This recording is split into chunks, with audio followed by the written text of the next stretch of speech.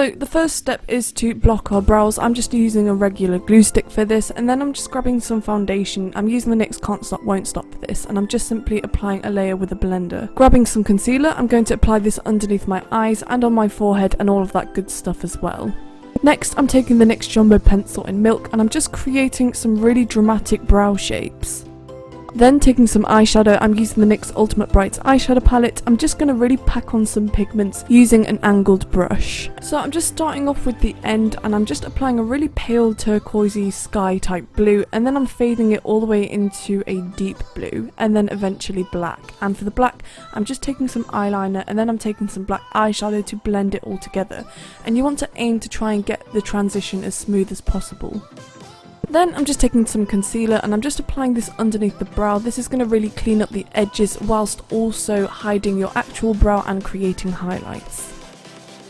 Moving on to the eyeshadow, I'm just going to prime my eyes, and I'm taking an angled brush, or you can use a small eyeshadow brush as well, and you want to start packing on some pigments. So I'm trying to create the effect so it goes from a deep blue to a light blue from bottom to top, and you want to use lots of small circular motions to get a nice smooth blend. Then I'm just going to really cut and clean up the lines, so you can take a makeup wipe and wipe it off and then apply some base on top of that, or you can just apply some base and then that should do the job. And you just really want to clean up the edges and get them as sharp as possible. Next, I'm going to grab some eyeliner and create some large dramatic wings. Next, I'm going to grab a bunch of different NYX metallic lip creams, and I'm just going to start dabbing this around my nose and forehead, jawline and cheekbones. So I'm using a mixture of purple, blue and even some white cream paint as well. So you can use your finger or something and dab away the colour and blend it out, and also I'm just applying some glitter on top of that as well to give it a frosty feel.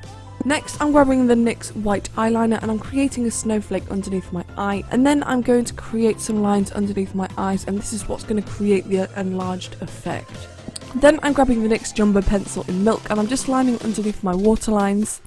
Moving on to the lips, I'm just applying some metallic blue around and fading it out, and then I'm applying the NYX Jumbo Pencil in Milk on the lips, and then I'm applying the colours on top of the white just to make sure it's nice and bright, and I'm going for a nice ombre kind of gradient effect. Then I'm grabbing some white eyeliner and just lining underneath and the top of my lip.